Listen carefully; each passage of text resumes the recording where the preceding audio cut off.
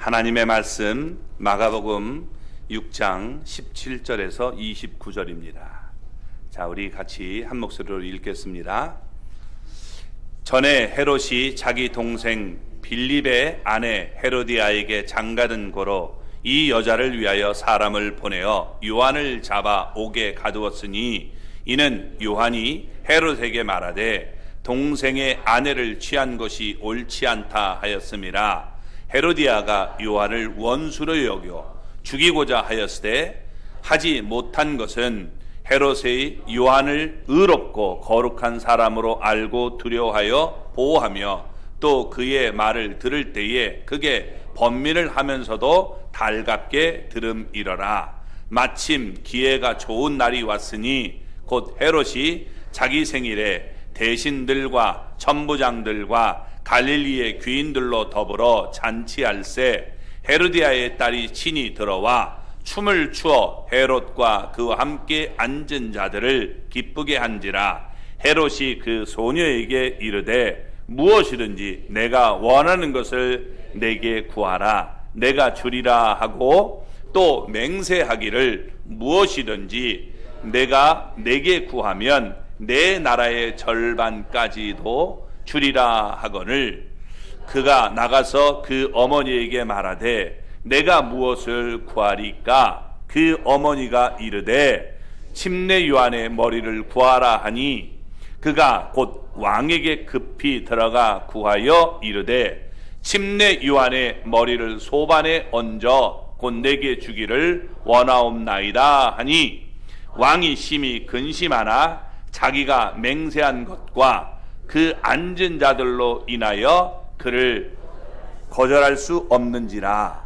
왕이 곧 시병 하나를 보내어 요한의 머리를 가져오라 명하니 그 사람이 나가 옥에서 요한을 목베어 그 머리를 소반에 얹어다가 소녀에게 주니 소녀가 이것을 그 어머니에게 주니라. 요한의 제자들도 듣고 와서 시체를 가져다가 장사하니라. 아멘. 할렐루야. 하나님의 은혜와 복이 오늘도 주님 앞에 나온 우리 사랑하는 성도 여러분 삶 속에 가정 속에 언제나 함께 하시기를 주님의 이름으로 축원합니다. 우리 오늘도 우리 주님께서 우리를 웃게 하시는 분입니다. 그러므로 여러분 오늘도 행복한 하루가 됐으면 좋겠습니다. 우리 한번 크게 웃는 시간을 갖겠습니다. 여러분 꼭 그렇게 웃고 사는 하루가 되기를 주님의 이름으로 축원합니다. 또 옆에 분 우리 손 붙잡고 이렇게 서로 인사 나눕니다. 당신 때문에 정말 살만 납니다. 아멘. 안 하시는 분이 있어요? 다시 우리 당신 때문에 정말 살만 납니다. 꼭 그런 분들이 되시기를 주님의 이름으로 축원합니다. 오늘 본문은 침례 요한의 죽음을 설명하는 장면입니다. 본문을 우리가 더 잘 알기 위해서 당시의 시대적 배경을 우리가 살펴볼 필요가 있습니다. 예수님 당시의 이스라엘은 로마의 지배를 받았습니다. 로마는 이두메 사람, 유대인이 아니라 이두메 사람 헤롯을 왕으로 세웠습니다. 그래서 이스라엘을 다스리겠습니다. 얼마나 미웠을까요? 헤롯은 왕으로 나신 아기 예수님을 죽이려고 했습니다. 자기가 유대인 왕이 됐는데 유대인 왕으로 난다니까 여러분 겁이 나서 죽이려고 했습니다. 그러다가 얼마 가지 않아서 심한 병에 걸려 죽게 됐습니다. 역사가들은 그를 헤롯 대왕이라고 부르고 있습니다. 헤롯이 죽고 난 뒤에 이제 그 뒤에 로마는 그가 다스리던 나라를 네 지역으로 이렇게 나누었습니다. 그래서 네 사람을 세워서 각각 한 지역씩 한 사람을 두고 다스리게 했는데 이를 우리가 네 사람을 분봉왕이라고 얘기하게 되는 것입니다. 본문에 등장하는 헤롯은 분봉왕입니다. 갈릴리와 베레아 지방을 다스리는 그런 분봉왕이었습니다. 그가 갈릴리에 나도는 예수님의 소문을 듣게 됐습니다. 그러자 우리가 지난주에 나눴던 말씀처럼 자기가 목을 벤 침례 요한이 살아났다라고 여겼습니다. 그래서 두려웠던 것입니다. 오늘 여기서 우리가 느낄 수 있는 것은 여러분, 시대가 어려울수록 침례 요한처럼 성도 바르게 살아야 된다는 겁니다. 바르게 살다가 가는 우리 하나님의 사람들이 될 수 있기를 주님의 이름으로 축원합니다. 자, 먼저 우리 17절 말씀을 보겠습니다. 전에 헤롯이 자기가 동생 빌립의 아내 헤로디아에게 장가든 고로 이 여자를 위하여 사람을 보내어 요한을 잡아 옥에 가두었으니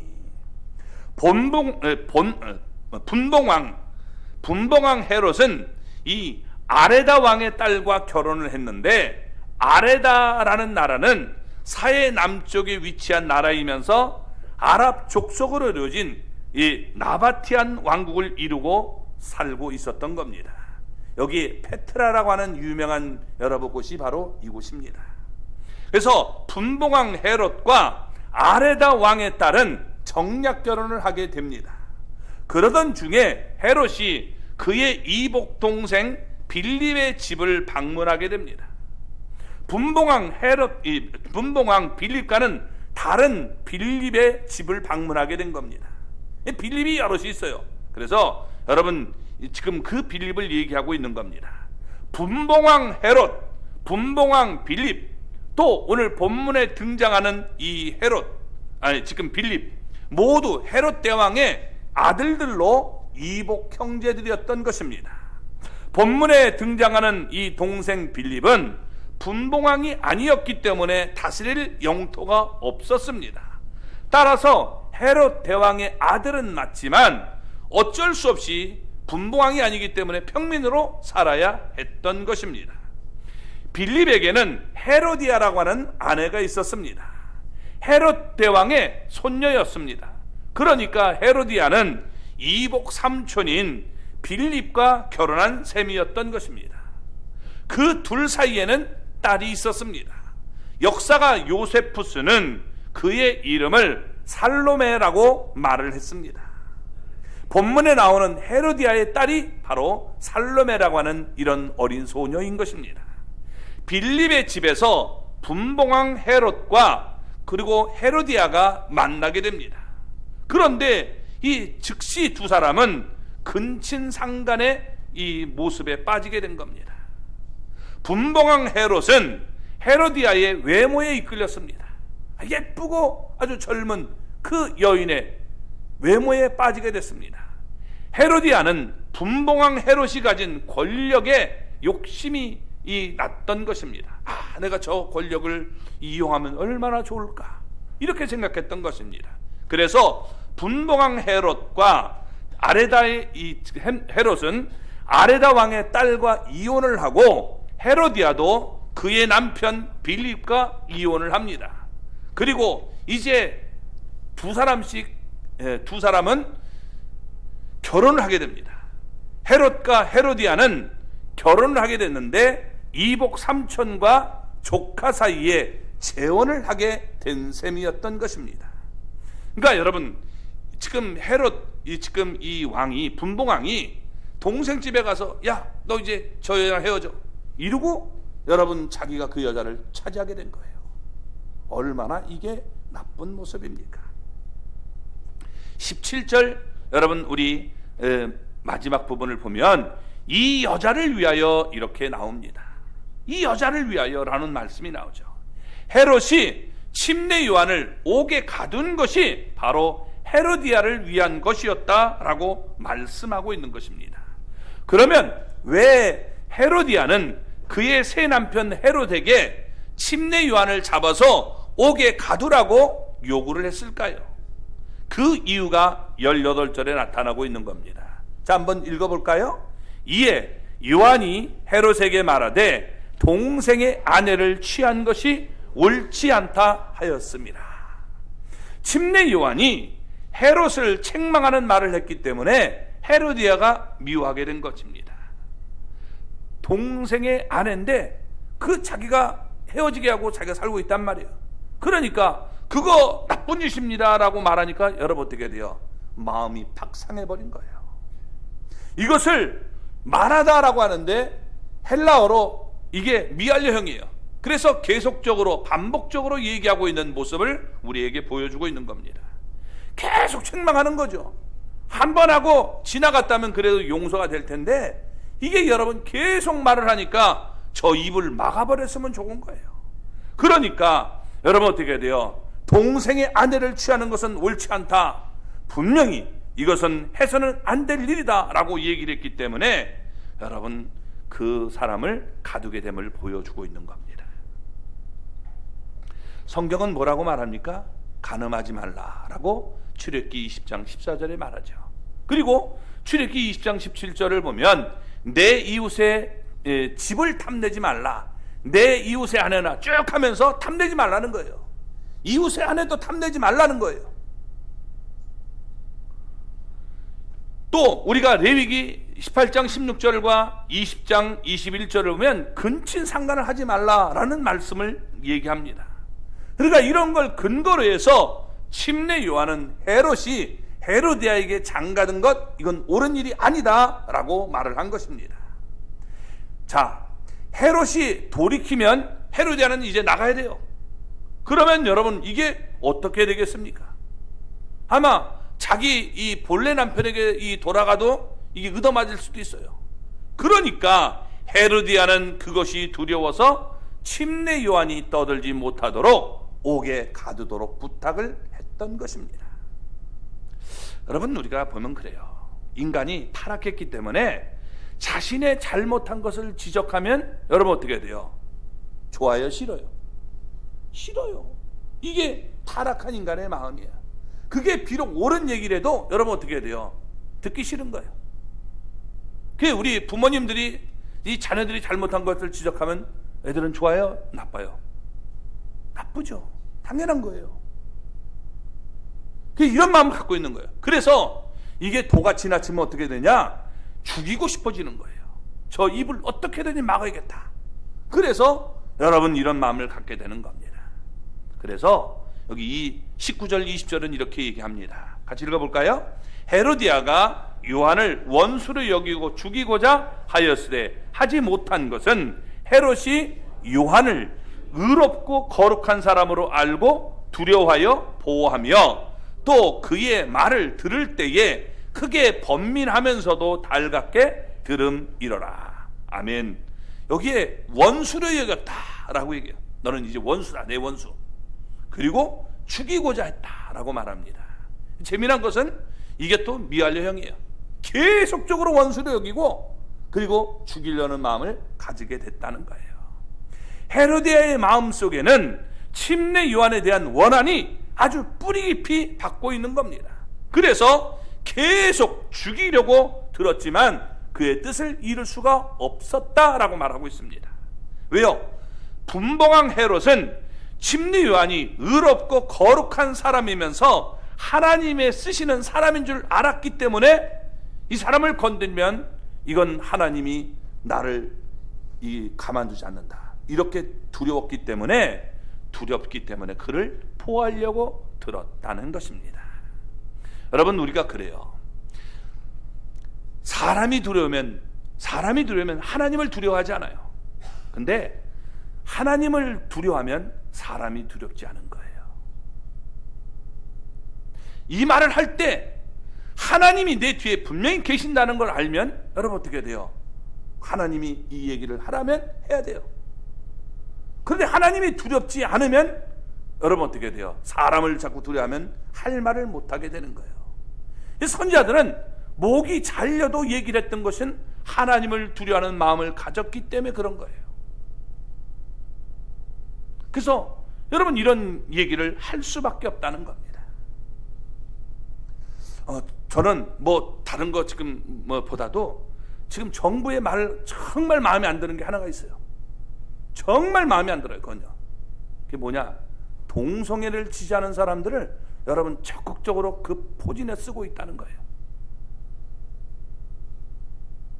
동성애는 뭐예요? 죄 아니에요. 성경은 분명히 죄라고 얘기해요. 근데 굉장히 이게 정말 하나님을 더 화나게 만드는 건 뭐냐면 동성애자는 이게 뭐가 죄냐는 거예요. 사랑인데 왜 우리 죄냐 이렇게 얘기합니다. 근데 여러분 잘 보세요. 동성애는요 짐승들도 안 하는 거예요. 개들도 뭐 근친 상관이 있을 수 있어요. 근데 이 개들도요 동성애는 안 해요.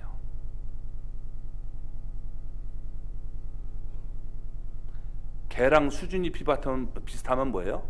개랑 여러분 절대 싸움하지 마십시오. 개랑 싸움에서 비등비등하면 뭐예요? 개 같은 놈이에요. 이기면 뭐예요? 개보다 나은 놈이죠. 그죠? 개랑 싸움에서 지면 뭐예요? 개보다 못한 놈이에요. 그러니까 여러분 이 싸움에서 좋을 건 아무것도 없는데 우리가 생각할 것이 있어요. 하나님, 여러분 하나님의 말씀을 이게 자꾸 어기는 건 이건 정말 심각한 거예요. 정치하는 사람은 이쪽도 잘못하고 저쪽도 잘못해요. 정치가들 보세요. 무슨 희망이 있습니까? 다 희망이 없어요. 근데 하나님이 정말 이거 싫어하는 일을 골라서 하면 그 잘못하면 그 사람만 망하는 게 아니에요. 공동체가 망한다는 거예요. 이게 두려운 거예요. 그래서 이게 뭐냐면 목사는 때로는 목숨을 걸고 외쳐야 돼요. 이거 정말 잘못된 길은 가는 길이거든요. 이게 여러분 되겠습니까? 근데 그런 사람을 자꾸 여러분 거기다가 쑤셔넣어요. 인권위원장. 여러분 동성애 지지하는 사람 아닙니까? 또 지금 대법원 자꾸 올라가는 사람들도 전부 지금 어떻게 보면 거기다 집어넣고 있는 거예요. 결국엔 이 동성애 통과시키겠다는 거죠. 이런 게 두려운 거예요. 여러분 하나님이 우리나라 이거 박살내는 거는 한 순간이에요. 우리가 하나님의 심기를 자꾸 건드리면 우리가 여러분 어떻게 되겠어요? 범죄한 사람 그 사람만 잘못되고 교도소 가는 게 아니라 이건 완전히 나라가 여러분 망해버리는 그런 일이 나타나는 거예요. 그래서 여러분 이런 일이 정말 없어야 되는데 이게 막 자랑스럽게 나는 동성애자입니다. 이걸 여러분 자랑스럽게 지금 하고 돌아다니는 이런 문화가 되고 있기가 정말 위험한 거예요. 어쨌든 정치적인 하면 별로 안 좋으니까 넘어가겠습니다. 자, 침례 요한은 헤롯을 두려워하지 않았어요. 왕을 두려워하지 않았어요. 그래서 여러분 어떻게 돼요? 지금 하나님 앞에서 이거 잘못된 겁니다 라고 당당하게 얘기를 했다는 거예요. 근데 헤롯은 여러분 어떻게 해요? 이 사람들을 두려워했기 때문에 이 하나님의 사람이 저 사람 아는데 저 사람 건드리면 백성들이 들고 일어나면 이거 문제가 될 거라니까 여러분 그를 그냥 해치지를 못하고 버티고 있었던 겁니다.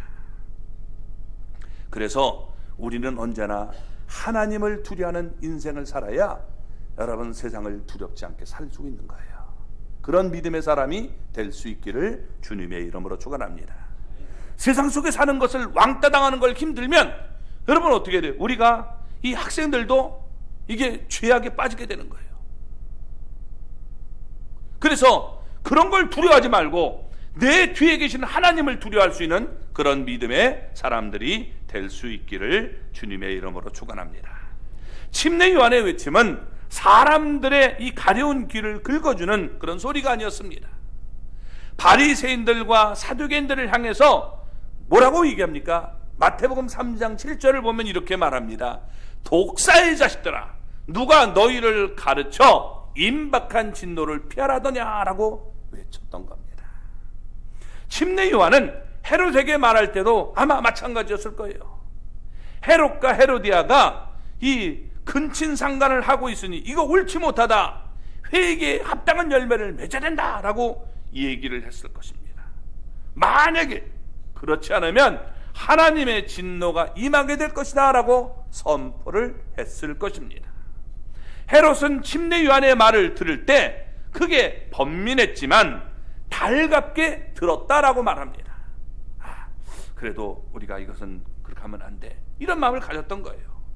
헤롯이 그의 아내를 버린 것도 잘못이고 헤로디아에게 장가든 것도 잘못입니다. 침례 요한을 옥에 가둔 것은 더더욱 잘못이라고 얘기할 수 있겠죠. 이 시대가 힘들고 어렵습니다. 교회는 선자의 모습을 잃지 말아야 하는 겁니다. 침례 요한처럼 우리는 의롭고 거룩한 삶을 살아야 돼요. 세상이 썩어도 여러분 우리가 거기에 동조하지 말고 의롭고 거룩하게 살아야 되는 겁니다. 하나님에게 초점을 맞추고 살면 우리는 두려워할 것이 없어요. 근데 하나님이 보이지 않으면 세상이 여러분 자꾸 두려워하게 되고 범죄하게 된다는 겁니다. 그래서 여러분 우리 성도는 무엇을 두려워할 것인가를 선택해야 돼요. 내가 하나님을 두려워하는가? 그게 바로 신자예요. 성도의 모습이에요. 세상이 두려우면 여러분 그는 세상 사람의 모습인 것입니다. 부디 여러분 우리가 하나님을 두려워하는 그런 믿음의 사람이 되기를 주님의 이름으로 축원합니다. 그런데 여기 지금 21절 말씀을 보겠습니다. 마침 기회가 좋은 날이 왔으니 곧 헤롯이 자기 생일에 대신들과 천부장들과 갈릴리의 귀인들로 더불어 잔치할세. 헤로디아는 침례 요한을 죽이기 위해서 호시탐탐 기회를 엿보고 칼을 갈고 있었습니다. 그런데 마침 이 기회가 좋은 날이 왔다는 거예요. 이 좋은 날이 여러분 얼마나 이 복된 날입니까? 그런데 이 좋은 날을 그는 완전히 망하는 날로 만들어 버렸어요. 아무리 여러분 하나님이 우리에게 복을 줘도 그걸 복으로 만들지 못하면 불행하게 되는 거예요. 여러분 우리가 하나님 앞에서 복으로 만들 수 있는 그런 은혜로운 사람이 되기를 바랍니다. 헤롯이 사람을 죽이기로 결단한 그런 모습을 갖게 되는 겁니다. 자, 헤롯이 자기 생일을 맞이해서 큰 잔치를 이렇게 배설했습니다. 헤롯은 그의 생일 잔치에 많은 사람들을 초대했는데 오늘 말씀을 보면 세 가지 부류의 사람들을 초청했다라고 말합니다. 첫째, 대신들, 그러니까 행정이나 세금 징수를 담당하는 사람들을, 이런 고관들을 모셨던 겁니다. 그리고 천부장들, 이것은 로마 이 고급 군대들입니다. 군인들이죠. 그래서 우리가 영관급, 장관, 뭐 이런 장군급 그런 되는 사람들을 초청했다는 거죠. 그리고 갈릴리의 귀인들을 초청했습니다. 갈릴리의 귀인들은 갈릴리에 사는 유대인들인데 헤롯 땅에 속한 사람들입니다. 헤롯을 여러분 따르는 그런 사람들을 얘기하고 있는 것이죠.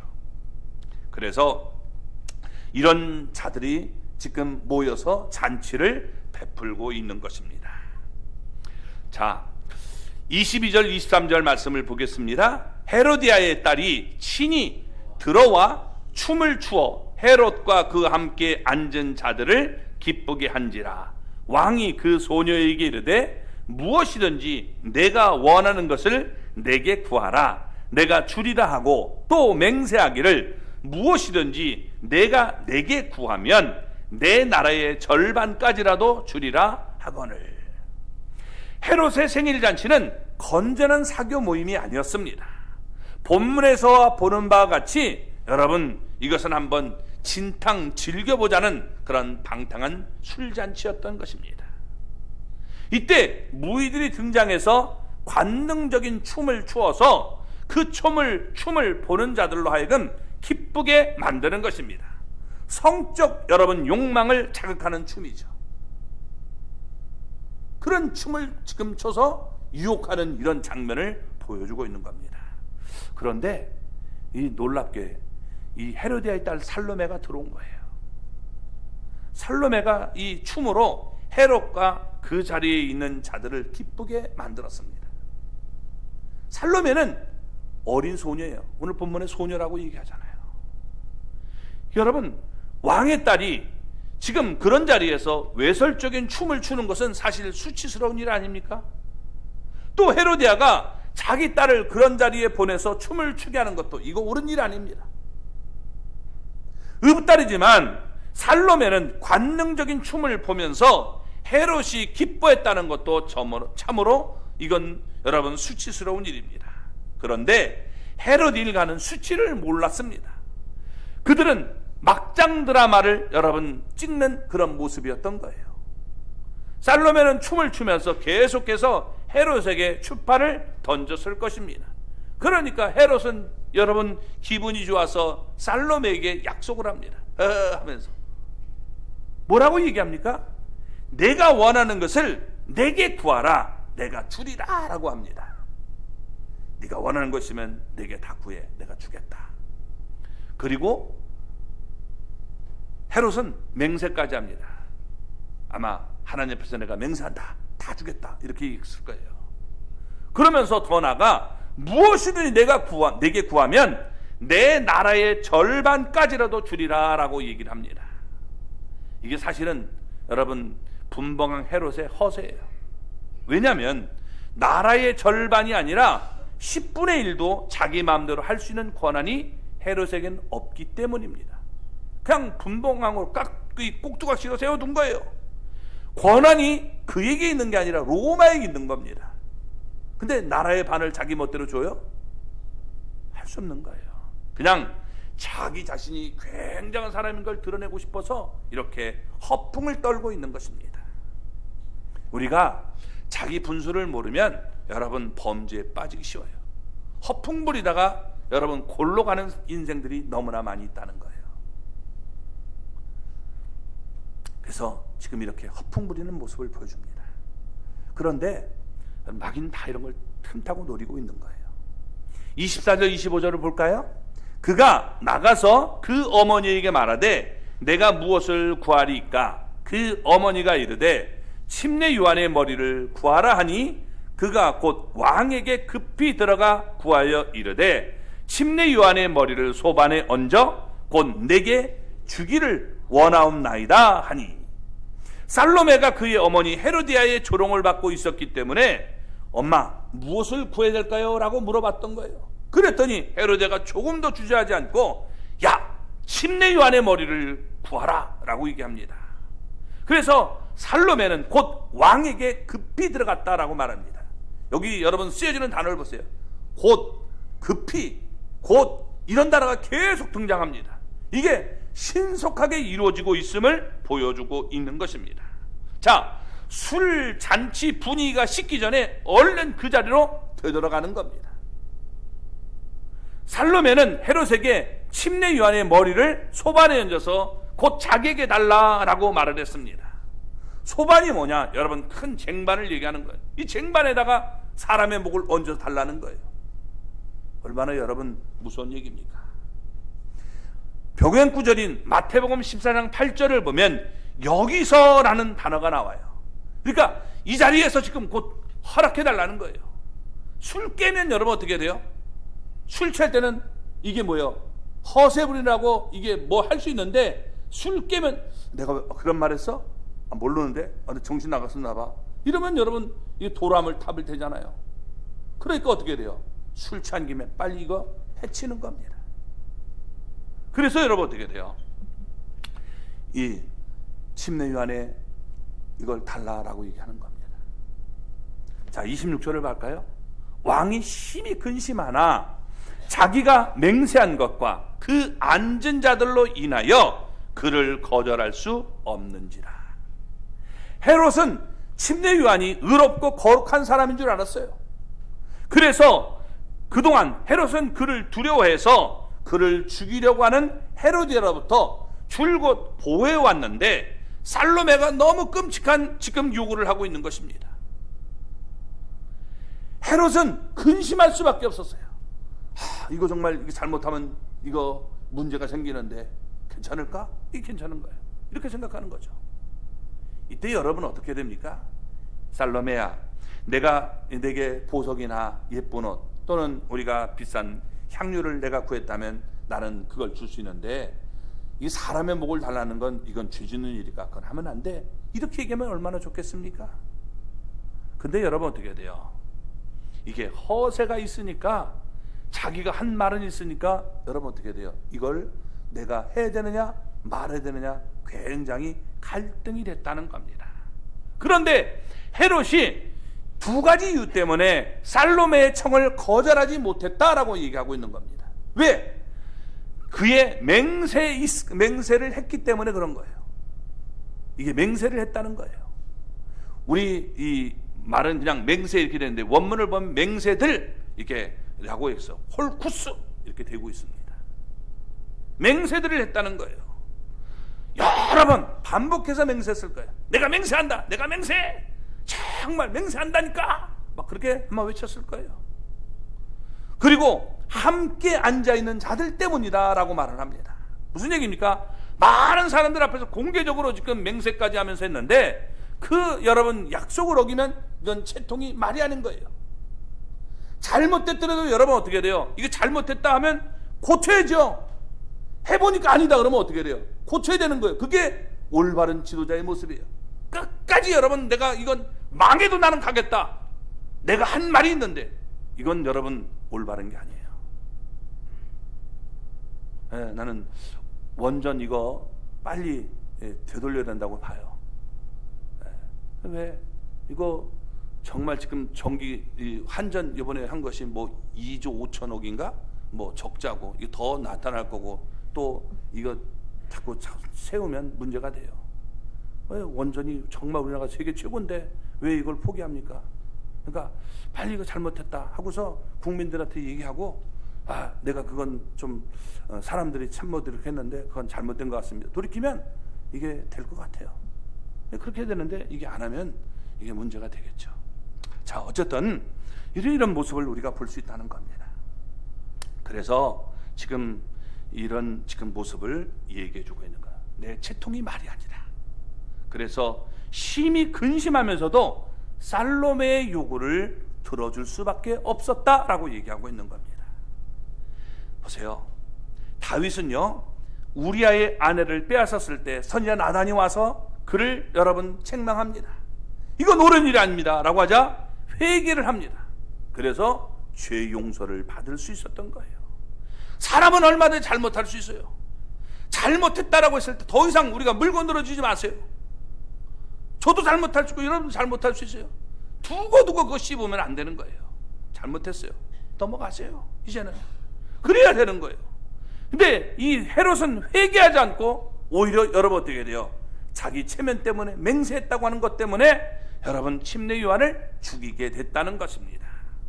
헤롯은 사람을 기쁘게 하려고 사람에게 만족을 주려다가 큰 악을 행하게 됐음을 우리에게 보여주고 있는 것입니다. 그래서 사람에게 우리가 초점을 맞춰서는 안 된다는 거예요. 신앙생활은 사람에게 초점을 맞추는 게 아니에요. 하나님에게 초점을 맞춰야 됩니다. 그렇다고 사람을 무시해야 되는 게 아니에요. 하나님의 뜻과 사람을 우리가 기쁘게 하는 것이 이게 좋은 일이라면 가야죠. 그러나 이것이 때로는 어떻게 돼요? 이걸 따르면 하나님의 뜻을 저버려야 되는 것이 있어요. 아까 얘기했던 건 동성애 같은 것. 이건 여러분 우리가 목숨을 걸고 막아야 되는 거예요. 아멘? 목숨을 걸고 이건 결코 할 수 없다. 이런 모습을 우리가 나가야 되는 거예요. 왜? 하나님이 여러분 싫어하는 일을 하면 결국에는 이 나라가 여러분 정말 망할 수 있는 그런 길이 되기 때문에 이건 막아서야 되는 겁니다. 헤롯은 사람을 기쁘게 하려다가 사람을 만족시키려고 하다 큰 악을 행하게 됐음을 오늘 본문은 얘기해 주고 있는 겁니다. 그래서 우리는 언제나 신앙은 다른 게 아니에요. 하나님에게 초점을 맞추고 하나님을 기쁘시게 하고 하나님께 영광을 돌리는 삶을 살아야 된다는 겁니다.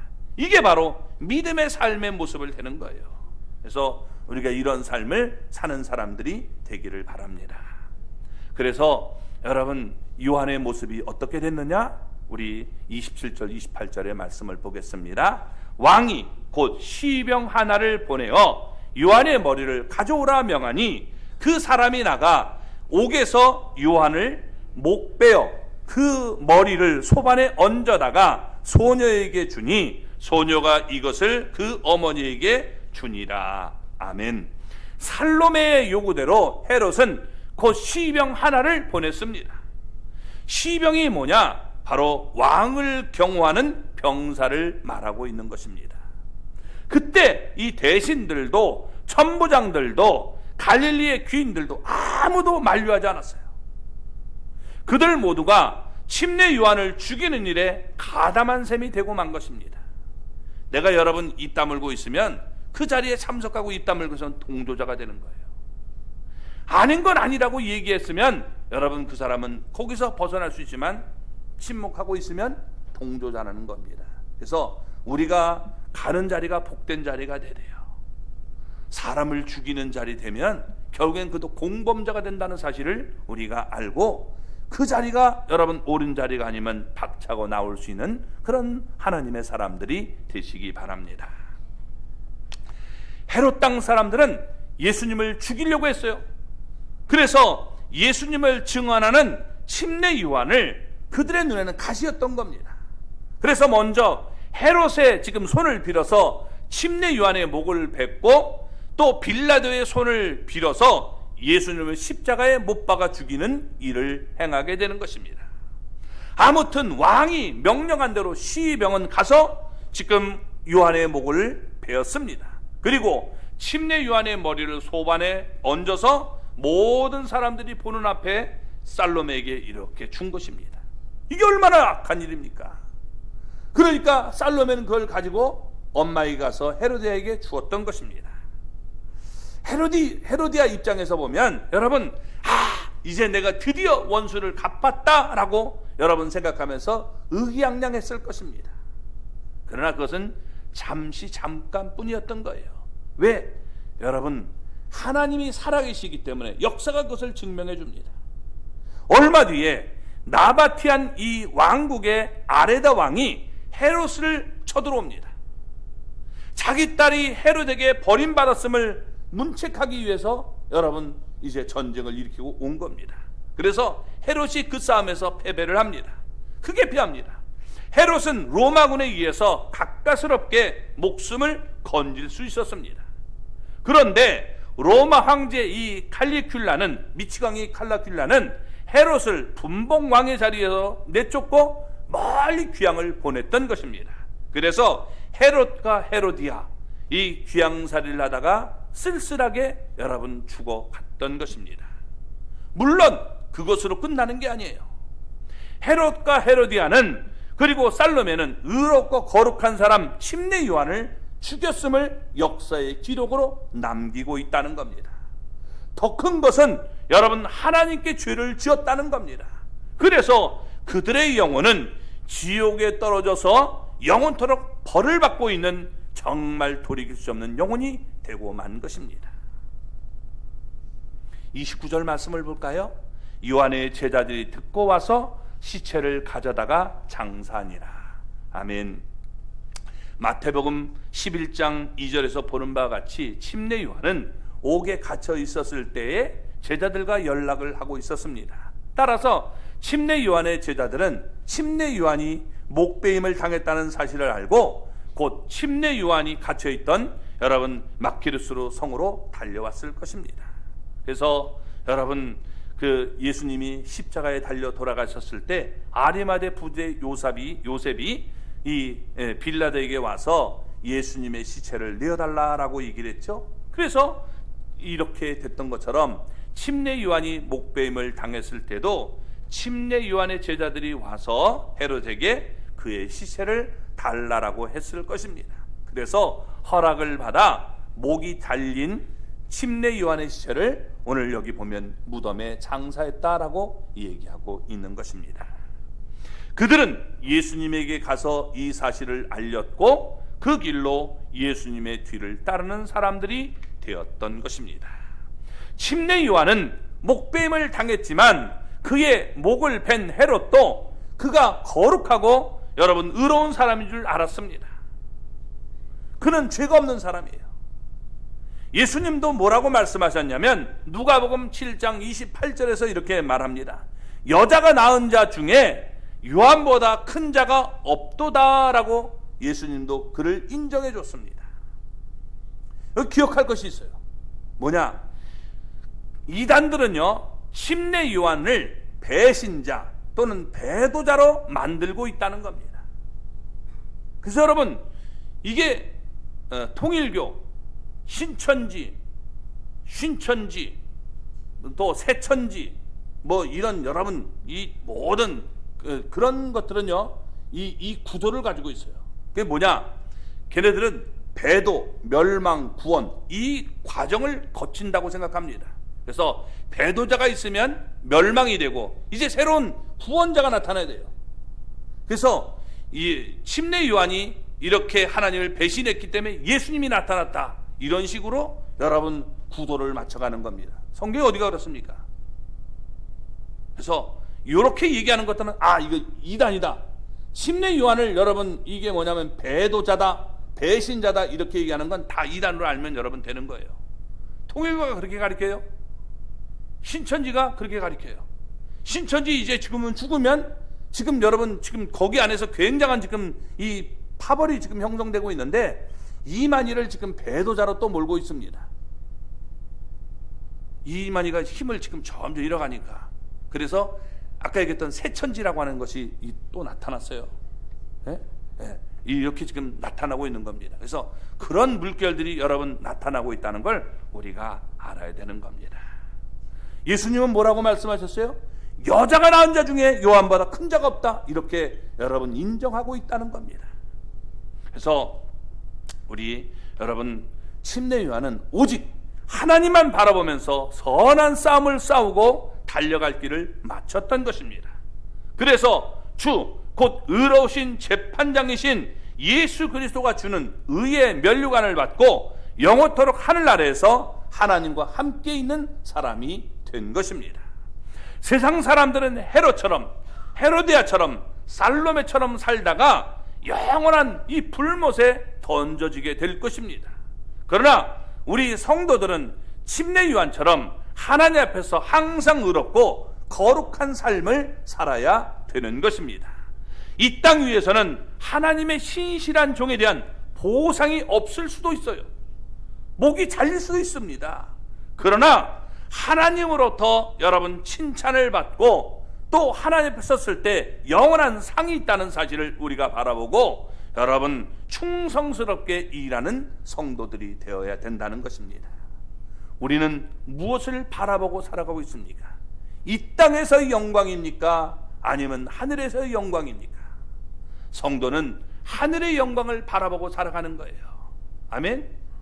이런 하나님의 사람이 될 수 있기를 바랍니다. 하나님, 내가 이 땅에서 당하는 어려움이 있어도 하나님의 영광을 위해서 내가 내 몸 들여서 정말 주님의 일을 감당하겠습니다. 이런 사람들이 되기를 주님의 이름으로 축원합니다.